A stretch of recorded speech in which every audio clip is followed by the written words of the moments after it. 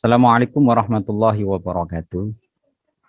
Waalaikumsalam warahmatullahi warahmatullahi wabarakatuh. wabarakatuh. Ya, alhamdulillah. Bismillah.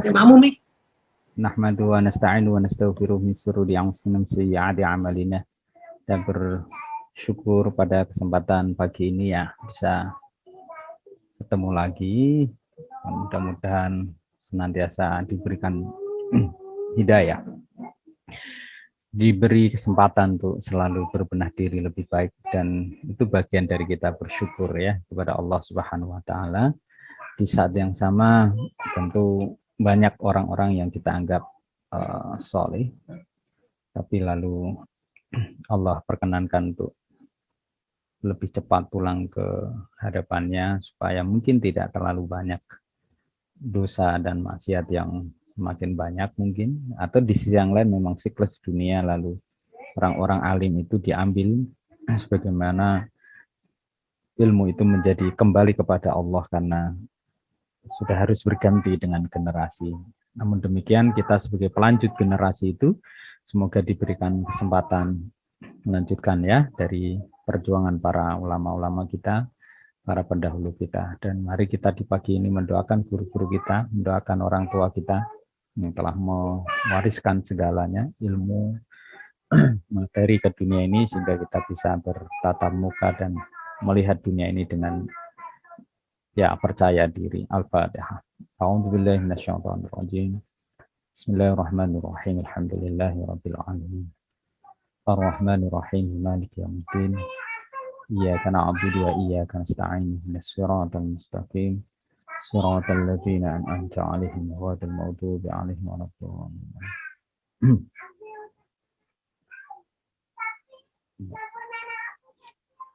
Baik, bismillah teman-teman sekalian. Kemarin yang terakhir kita bahas apa ya? Biar nyambung begitu. Sudah ke tahap apa? Kepemilikan ya di YouTube ya.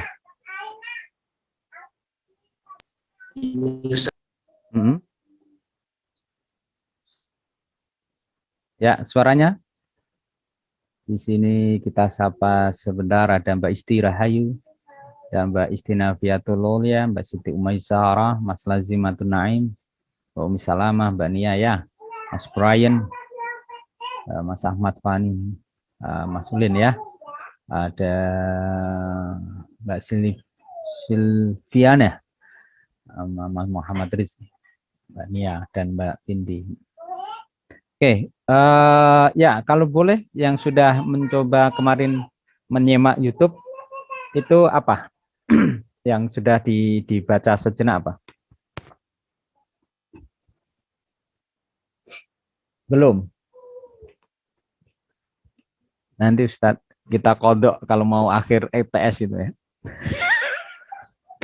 Kayaknya begitu. Oke. Ada yang perlu di-sharekan nggak?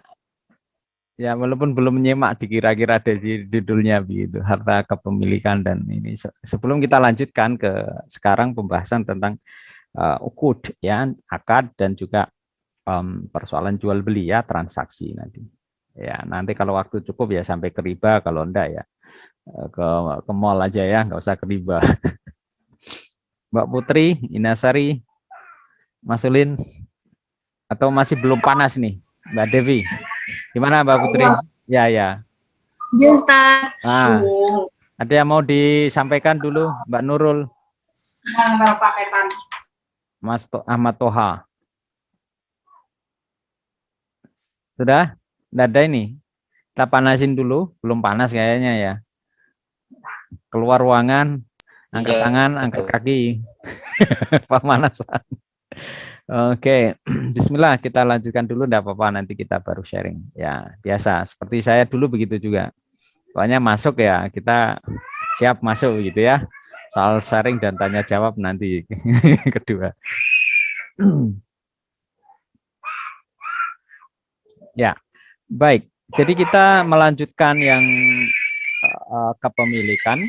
Ya, kita review sedikit tentang pembagian muamalah. Ya, kita sudah membahas kalau tidak salah di bagian apa namanya ruang lingkup kemarin tentang konsep dasar ya fikih muamalah. Jadi asal hukum dalam muamalah adalah mubah. Al-aslu fil muamalah yani mubah, lalu konsepnya harus ke maslahat. Nah, maslahat ini nanti di dalam ragam transaksi di dalam fikih muamalah itu menjadi satu pertimbangan basis hukum yang sangat kuat. Kenapa kemudian orang ya boleh tidak Jumatan ya di masa pandemi? Ya kan ada maslahatul a'zam, masalah yang lebih besar, kira-kira gitu. Apa itu? Ya hifdzun nafas, menjaga diri. Jadi karena persoalan maslahat ya, pertimbangan maslahat itu bisa menjadi hukum yang sedemikian rupa. Keterangan dokter sebagai pemilik otoritas dari medis itu bisa membuka keran-kanan keharaman gitu. Keharaman apa misalnya? Ya keharaman tentang ya misalnya ya melihat satu yang haram itu tidak boleh, tapi karena kemudian kebutuhan medis itu menjadi boleh ya. Lima salatil nafas tadi itu. Menetapkan harga yang kompetitif tentu juga kita di dalam fikih muamalah di dalam perspektif hukum Islam itu menghindari adanya eksploitasi dan intervensi yang dilarang. Maka seperti kemarin itu kasus misalnya pandemi yang muncul, lalu banyak orang melakukan apa semacam ini ya, diboronglah semua masker, lalu simpan sendiri. Nah itu tidak boleh, karena itu merusak pasar. Dan juga apalagi kemudian menjual ketika harga naik dengan catatan pasar itu terjadi chaos. Kalau tidak ada masalah gitu. Jadi misalnya Mbak Silviana beli kayu jati, lalu nanti ditunggu 2 tahun lagi, atau kemudian beli emas, diinvestasikan, nunggu nanti emasnya naik gitu ya. Mas siapa? Mas Ulin Nuha naik ke panggung. itu boleh itu gitu. Di dalam pengertian bukan terjadi chaos di pasaran. Tapi kalau kemudian masker diborong ya lalu ditimbun, nah itu enggak boleh karena itu ada eksploitasi, ada kemudian juga di situ semacam intervensi pasar yang membuat chaos di tingkatan pasar ya, termasuk eksploitasi itu hal-hal yang bersifat illegal lodging ya, apa dari mulai kayu, dari mulai macam-macam. Jadi konsep sesungguhnya dari muamalah itu terjadi keseimbangan alam, harta yang sesungguhnya milik Allah itu boleh kita miliki selama kepemilikan itu menghasilkan kemaslahatan kemaslahatan umat begitu. Nah, jangan sampai kemudian hal-hal yang prinsip demikian itu menjadi terlupakan di dalam konsep transaksi kita di dalam jual beli ya. Dan tentu basis yang terakhir yang kemarin kita singgung adalah kejujuran, amanah. Nah, mari sama-sama teman-teman ya yang khususnya di Fakultas Tarbiyah ini ya, untuk lalu apa ya, belajarlah kita entrepreneur begitu. Toh juga entrepreneur itu bagian dari kita sendiri, dan entrepreneur itu tidak lalu seperti Mbak Amanda ya, Mbak Putri itu berpandangan hanya entrepreneur jual beli itu jual beli barang. Tidak, jasa itu juga bagian dari jual beli. Itu ya, jual beli itu juga merupakan bagian dari barang tadi itu.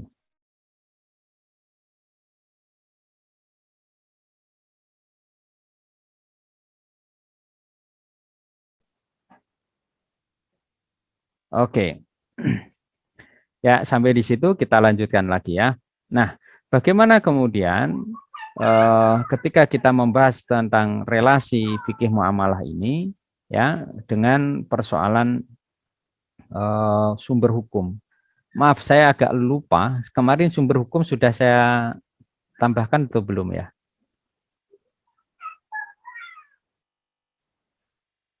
Sumber hukum. Halo? Mas Muhammad Rizik, pernah saya jelaskan tentang Al-Quran, hadis, dan lainnya? Sampai ijtihad? Halo? Sudah belum Mas Muhammad?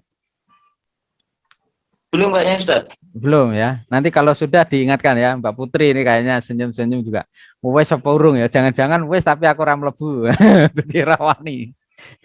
Oke ya, kita singgung dulu ya sumber hukum ya. Kalaupun nanti belum ya kita anggap, kalaupun sudah ya kita anggap review ya sedikit tentang itu. Saya bukakan dulu slide-nya yang lebih besar di masalah hukum, yakni di ya.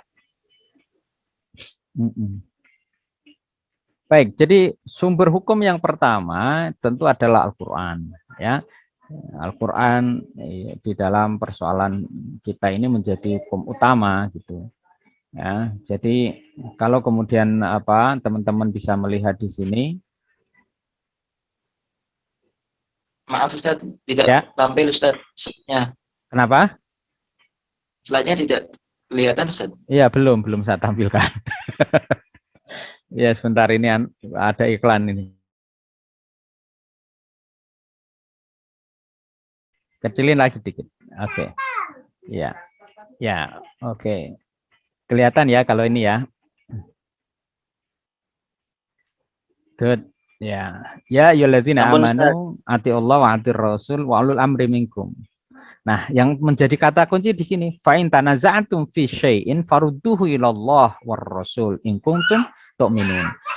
Kuntum tu'minuna billah wal yaumil akhir, dzalika khairu ahsanu ta'wila. Jadi ini menjadi penting. Kaitannya apa? Sumber hukum itu tidak hanya pada persoalan Al-Qur'an dan Sunnah semata. Ada di wilayah apalagi muamalah itu wilayahnya ijtihad.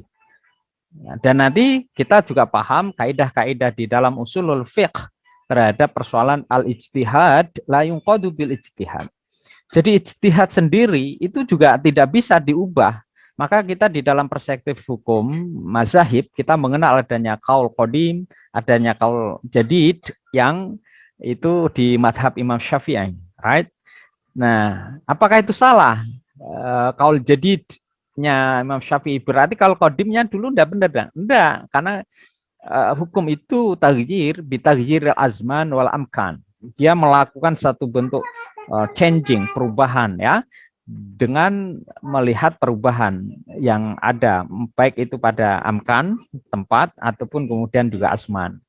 Jadi transaksi-transaksi sekarang ya tentu akan beragam dengan model-model transaksi jual beli yang dilakukan di masa Rasulullah Shallallahu Alaihi Wasallam atau kemudian di kekhalifahan Harun ar-Rasyid atau bahkan kemudian di era-era awal-awal Islam masuk ke Indonesia misalnya begitu. Dan ini menjadi sangat diferensiatif ya, sangat berbeda sekali dengan kekinian di mana kemudian everything based on gadget ya. Kalau ini tidak terjadi satu bentuk ijtihad, bagaimana lalu ada semacam prinsip awal universal values ya, jual beli di masa Rasul yang kemudian kita tarik dalam konteks kekinian, maka kita akan menjadi stagnan. Sedikit-sedikit lalu memberikan hukum boleh dan tidak boleh, haram dan tidak haram begitu. Tapi tidak ada kalau kemudian di dalam saya kutip misalnya di bahasan Maqasid Syariah itu disebutkan ada warna antara hitam dan putih itu. Ya, the color between black and white itu ada di situ. Ada brown, ada yellow, mungkin di situ ada remeng-remeng dan sebagainya. Dan itulah hukum Islam yang kemarin kita singgung. Ada di situ makruh, ada di situ mubah, ada di situ ya sunnah, ada yang wajib gitu ya, ada yang halal, ada yang haram. Kemudian di situ ada yang ini boleh ketika kemudian ini tidak boleh ketika ini. Jadi beragam itu di situ. Termasuk nanti ketika orang akan melakukan transaksi jual beli gitu ya. Nah, prinsip ini kita ambilkan dari Al-Qur'anul Karim. Termasuk ijtihad. Bagaimana lalu secara definitif dari Al-Qur'an? Ini menjadi bahan utama. Kenapa? Karena Al-Qur'an itu kalamullah yang diturunkan kepada Nabi kepada oleh malaikat Jibril ya dengan bahasa Arab, sehingga kalau teman-teman misalnya Mbak Putri, Mas Rizky dan lainnya itu ingin memahami transaksi sekarang, ya mestinya juga harus paham terhadap proses-proses transaksi yang dulu dilakukan oleh Rasulullah melalui ya dalil-dalil yang sudah diberikan, bagaimana kemudian proses itu. Sayangnya kadang kita tidak cukup paham Ya, disitulah kenapa kemudian Al-Quran itu diturunkan secara berangsur supaya tidak gelondongan untuk mewujudkan proses-proses jual beli, riba, nanti riba kemudian dibagi-bagi lagi, gitu ya. Termasuk turunnya itu sesuai dengan peristiwa bagaimana Rasulullah itu ketika melakukan ya proses-proses jawaban-jawaban itu kadang masih menunggu lama, itu Al-Quran, ya, tidak langsung. Nah, kalau begitu di dalam proses kita bertransaksi juga, Mbak Ratna ya, terus Mbak Sukma dan lainnya, Mbak Silviana, ya kita ambil tuh, jangankan Allah yang menghendaki Al-Quran turun kepada Rasulullah, apalah lagi kita, ya manusia, ya mestinya harus melalui tahapan. Mau merintis apa, ya bertahap lah. Ya. Mau kuliah, ini semester 3, ini semester berapa ini? 4 ya? Semester 4 ya. Iya, Ustaz.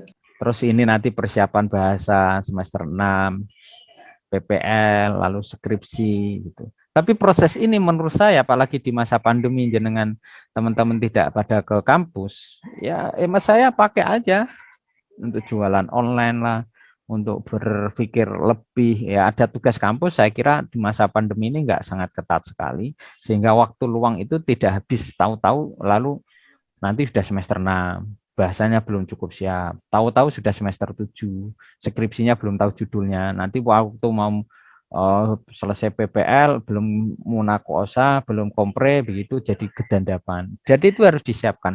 Berangkat dari betapa kemudian untuk mewujudkan tatanan muamalah di dunia ini, Allah menciptakan menurunkan Quran itu bertahap. Keren kan? Itu. Nah, termasuk pembagian ayat-ayatnya, kalau kita sedikit menyinggung ke sana ya, ada yang macam-macam lah ya itu di situ. Nah, kita singkat saja karena ini menjadi bridging, jembatan untuk memahami tentang muamalah. Tadi yang pertama adalah Quran, lalu kita langsung masukkan ke hadis ya. Jadi oke. Nah, di dalam hadis, di dalam Al-Quran tadi sebelum ke hadis sebentar, itu berisi banyak hal ini. Jadi dia menjadi hujan, menjadi tibyan, juga menjadi rahmat. Nah, di dalam transaksi, kalau bisa jangan dilupakan. Maaf, ini chargernya habis. Ya. Jadi kalau bimbang, ya memang harus mencari. Dan hemat saya, teman-teman, karena jenengan juga calon pedagang, kita semua calon pedagang, ya, jangan lupakan baca Quran tiap hari. Ya, catat tuh. Jangan lupa baca Al-Quran setiap hari, bahkan di waktu luang. Kalau kemudian ada di gadget, enggak apa-apa di gadget. Nanti waktu di toilet copot aja gadgetnya, kasihkan orang. Ya enggak? Ya, nanti kena itu ya. Ya gadgetnya itu pakai kan, kalau masa di pinggir trotoar atau lagi pulaan atau apa gitu pakai Quran kan kurang keren ya, kirain apa. Tapi kalau seakan pura-pura baca WA kan tidak ada masalah. Dan itu bisa disiasati dengan install Quran di dalam apa namanya HP kita. Kaitannya apa? Karena semua basic dan hukum Allah tentang jual beli termasuk kehidupan ini ada di dalam Al-Quran. Mau'izah juga ada, rahmah syifa juga ada, ya, menjadi hudan juga iya, menjadi rahmah juga iya, menjadi busyra bahkan juga iya, memberikan satu bentuk luapan keindahan dan kesenangan. Ya harus dibaca gitu. Kalau yang kemarin misalnya 1 juz 2 hari, ya sekarang dinaikkan lah masa pandemi justru. Ya terus Ustadz, kita gimana? Kalau saya menyarankan minimal ya one day one juz. Kalau bisa naik lagi one day 2 juz itu bagus. Bahkan teman-teman yang sudah habis bisa one day, bisa ya tentu minimal 5 juz kan untuk sekaligus deresnya itu. Ya, ini di bagian sisi Al-Quran. Lalu bagaimana dengan sisi apa hadis? Gitu. Kita lihat nih dari sisi hadisnya. Betapa kemudian di sisi hadis secara cepat ya, nanti karena kita akan masuk ke jual beli dan juga ijtihad. Oke. Bentar. Nah, saya stop dulu. Oke. Nah, di wilayah hadis ya, kalau kita bisa melihat itu hadis itu kan maknanya adalah segala sesuatu yang berasal atau dinukil min Nabi Shallallahu Alaihi Wasallam, aqwalan ya ahwal dan juga ikrar. Jadi 3 itu setidaknya. Perkataan, perbuatan, ya, aqwal dan juga ahwal dan juga ikrar. Ikrar Nabi Shallallahu Alaihi Wasallam yang itu menjadi satu bentuk hadis, ya, hadis Rasulullah. Jadi kalau kemudian kita misalnya lihat di dalam konteks hadis, itu bisa menjadi rujukan dan memang menjadi rujukan the second resource of our Islamic law itu di wilayah sini nih. Ya, konten redaksi itu dari Allah, itu Al-Qur'an. Nah, sekarang masih ada kesempatan, ayo kita hafalin. Minimal kalau kita meninggal adalah 1-2 juz yang kita hafalin.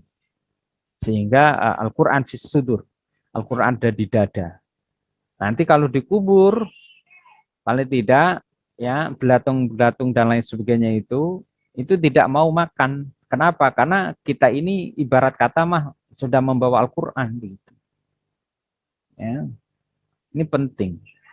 Nah, kalau mau teman-teman FAI selain yang sudah hafal 30 juz, ya, minimal mentargetkan sendiri. Sebelum munaqashah skripsi, ya, itu udah hafal minimal juz 1 sama juz 2. Jadi kalau ditanya, hafal kamu 30 juz? Hafal kamu Al-Quran? Hafal saya, juz 30 hafal. Itu. Juz 30 saya hafal. Lalu juz pertama, oh hafal ya, pokoknya tutup sama ini bikinnya hafal gitu. Ya, dan minimal ya bisalah untuk nambah-nambahin itu ngimamin kan begitu ya. Kemarin kita contohkan Mbak Amif ya kan, saya punya suami ngimamin kuliah Ayyuhal Kafirun terus ya. Mas Brian ngimamin ya Inna atau Inna Kalkosar terus kan begitu. Jadi Al-Qur'an ya dan hadis ini menjadi penting kaitannya tadi, dan ketika kemudian kita berbicara tentang sunnah ya, maka ini redaksinya dari Rasulullah. Tapi Quran itu sepenuhnya dari Allah. Karena itu hafalkan. Hafalkan. Mumpung masih di dunia. Kita tidak tahu nanti di akhirat. Apakah kemudian Quran ini nanti menjadi penyelamat betul kalau kita percaya? Iya. Gitu ya. Dan siapa tahu memang nanti kita nggak sempat lagi ngapalin di surga. Padahal itu menjadi amalan keseharian. Dan kabarnya memang di surga itu amalan yang masih dijalankan oleh ahlul jannah, yakni qiraatul Quran. Ya kalau dan ya ada mushafnya Quran di sana nggak apa-apa, deres bareng-bareng ya toh. Tapi kalau nggak ada, udah yang hafal ini jadi selamanya itu daiman abada khalidina fiha, itu ada wa basyiril ladzina amanu wa amilus solihati anna lahum jannati tajri min tahtihal anhar kullama ruziqu minha min samarati rizqan qalu hadzal ladzi ruziqna min qablu wa bihi mutasyabihan lahum fiha azwajun mutahharatun fiha khalidun gitu ya. Jadi kita abadi itu di situ. Mumpung di dunia dan teman-teman masih muda. Saya aja masih semangat insya Allah. Semoga panjang umur. Gitu yang kita minta ya. Dan berkah sehat. Oke. Lah, ini yang kemudian hadis qudsi ya dari Rasulullah Shallallahu alaihi wasallam, tapi kemudian isinya dari Allah. Contoh ya, contoh hadis qudsi seperti apa misalnya? Ungkapan malaikat Jibril misalnya saya singgung, ya Muhammad ishma syi'ta fa innaka mayyit. Itu salah satu. Wahai Muhammad, hiduplah semaumu, tapi ingat bahwa engkau akan mati. Misalnya kan itu Rasulullah hadisnya, tetapi redaksinya dan apalagi itu ungkapan dari Jibril alaihissalam itu hadis yang luar biasa tuh, hadis qudsi begitu. Wahbib man syi'ta fa innaka mufarriqun lahu, dan cintai semua orang atau orang-orang yang dekat, tetapi ingat nanti kamu akan berpisah. Kau berpisah dengan saudaramu, kau berpisah dengan orang tua, kau akan berpisah dengan siapapun. Maka senangi, cintai dengan proporsional saja. Jangan terlalu berlebih. Fanatik terhadap kiai pun juga jangan terlalu berlebih sehingga kesalahan seorang kiai tidak bisa dilihat. Itu tidak pas juga. Ya, dan kita di Indonesia sudah terlalu banyak tuh example about the situations. Kita kemudian the figure ya melakukan satu hal lalu terpuruk. Nah, akhirnya menjadi tidak baik begitu. Kebaikan yang selama ini ada menjadi runtuh.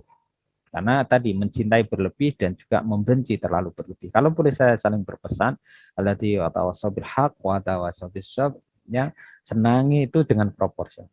Motor Anda senangi dengan proporsional. Ya, dengan teman ya biasa sajalah gitu. Jangan terlalu berlebih sehingga nanti waktu tidak harmoni, tidak sinkron dan sebagainya kita juga enggak terlalu fanatik. termasuk apalagi nanti ormas dan lain sebagainya. Yaitu kita anggap semua media untuk lebih litaqarrub ilallah ta'ala. Kira-kira begitu ya. Baik. Nah, itu hadisnya agak panjang, tapi nanti lain kesempatan aja ya. Nanti dikirain kita sedang bertausiah ya. Oke, saya lanjutkan. Ini baru hadis loh, kita belum masuk ke transaksi ya. Saya itu begitu, kalau udah ketemu teman-teman biasanya panjang lebar akhirnya. Apalagi teman-teman enggak langsung berdiskusi itu saya jadi yes, apa-apa ya. Mahasiswanya seneng dungono, dosennya seneng ngomong. Wes, klop itu ya. Baik, kita lanjutkan sanad, matan dan rawi. Ini sudah harus kita miliki. Jadi teman-teman kalau nggak paham matan, kata sanad ya aneh gitu. Jangan sampai ya bersyukurlah minimal teman-teman misalnya ketemu dengan saya yang punya sanad, insya Allah lah sampai Rasulullah Shallallahu Alaihi Wasallam terhadap kitab-kitab di belakang saya ini atau kemudian selama ngaji di pesantren cukup lama baik dari para kiai-kiai kita gitu ya, baik dari Syahal, lalu kemudian sampai Syekh Yasin Al-Padani, naik terus sampai Imam Syafi'i dan seterusnya. Ya, termasuk dari Mbah Maimun Zubair naik ke guru beliau dan seterusnya. Itu sanad.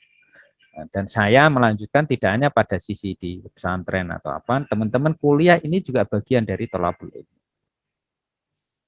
Ya, rawi hadis ya, perawi itu sampai kemudian setidaknya ini. Ya, setidaknya ini teman-teman bisa mencatat, mengingatnya. Saya besarkan ya. Kelihatan enggak, Mbak Nafis? Mbak Silviana, kelihatan ya, Mbak Masyarah ya. Oke. Ta'kid, yakni dia menguatkan tentang hukum halal, haram ya. Ya, tentang ketidakbolehan sekutukan Allah. Nah, itu takkid. Tasrih menjelaskan misalnya perintah tentang sholat. Aqimis sholat dari dulu syams. Itu nanti hadis-hadis Rasulullah, misalnya di hadis Sahih Bukhari atau kemudian di kitab-kitab Bulughul Maram, Riyadhus Shalihin dan lain sebagainya yang menjelaskan tentang sholat ya. Taqyid, membatasi. Ya, ada batasan-batasan tertentu misalnya. Itu ada di hadis, tidak di dalam Quran, termasuk nanti bahasan tentang wakaf ya. Tahkim bahkan dan mengkhususkan atau pengecualian. Di wakaf itu tidak ada di dalam Al-Quran. Ya, adanya misalnya yunfiq itu saati min saati wa ma qudira alaih ya fal yunfiq mimma atahullah. Itu kan? Ya, itu di situ. Lan tanalul birra hatta tunfiqu mimma tunfiqun. Itu tentang infak, tetapi disitulah menjadi landasan idza matabnu adam in qata amaluhu ya, kemudian dijelaskan di hadis-hadis tentang wakaf. Habis aslaha wa tasaddaq samrotaha. Nah, ini fungsi dari hadis dari Al-Quran, lalu hadis, dan sekarang kita masuk di wilayah yang terakhir nih. Terakhir itu apa? Di wilayah ijtihad gitu. Nah, ijtihad ini teman-teman sekalian, kalau kita bisa melihat di sini, ya di sini, oke. Saya lihatkan langsung aja di sharing ya, biar efektif juga. Nanti teman-teman kalau tidak bisa sampai tuntas ya tidak apa-apa. Saya ingin lihatkan, tidak muncul ya.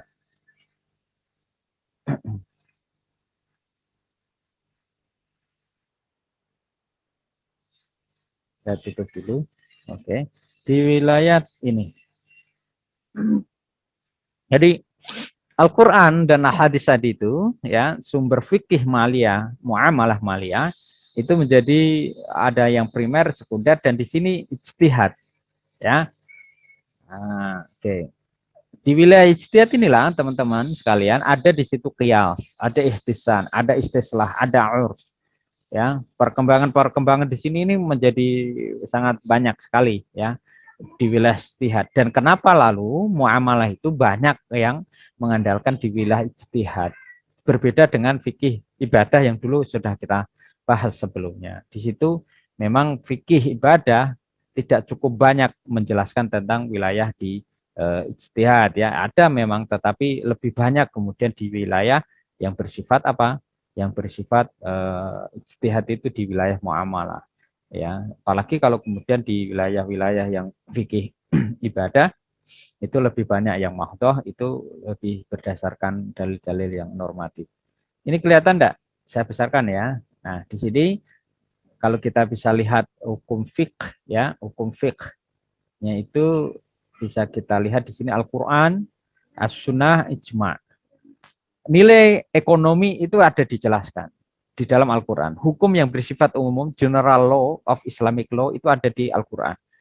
Hukum yang mendasar juga ada di sini, As-Sunnah, ya ijtihad, ya itu ada di wilayah sini penjelasan Al-Qur'an, rincian tentang Al-Qur'an, ya penemuan hukum ekonomi. Nah, ini alhamdulillah kita udah dibantu nih para ulama, para skular Islam tentang fikih muamalah ya di dalam persoalan ini. Lalu ijma', kesepakatan ulama di sini, konferensi fikih internasional itu juga menjadi bagian. Lalu di situ ada permasalahan ekonomi, ya Al-Quran dan hadis, lalu persamaan sebab dan permasalahan hukum yang berkembang. Disinilah ada wilayahnya di bagian apa fikih muamalah maliyah. Kita bisa melihat di situ ragam ya daripada saya tambahkan lagi dari sharing ini saya kutipkan dari beberapa yang sudah dikonsepkan oleh para pemikir Islam kita. Oke. Kelihatan ya, Mbak Istirahayu ya. Istirahayunya oke. Good. Nah, ini yang saya bahas ini di fikih ya. Fikih di PAI 2 kalau tidak salah, hubungan relasi antara akidah, syariah dan akhlak. Ya, itu ada ya. Jadi Mbak Umaysyara ini kita bisa lihat akidah itu ada tauhid, ini mereview barangkali rububiyah, uluhiyah, ya, lalu ada risalah, lalu ada amaliyah, di sini adalah fikih itu masuk di sini. Nah, kalau akhlak berarti kan hubungan relasi kita, termasuk pada alam itu ada fikih bi'ah namanya, fikih lingkungan hidup itu ada. Ya, bagaimana tata kelola sungai, tata kelola hutan, tata kelola lingkungan hidup itu ada di wilayah fikih. Fikih bi'ah namanya. Di sini kita sedang membahas tentang fikih muamalah ya. Nah, fikih muamalah tadi itu masuknya adalah di sini. Ya. Ya, kalau munakahat ini teman-teman syariah AS itu ya, awal syariah hukum keluarga yang lebih banyak. Ya, termasuk saya dulu salah satunya di wilayah sini. Transaksi. Nah, di transaksi inilah lalu teman-teman sekalian kita akan coba lihat ya bagaimana kita bisa melihat dari transaksi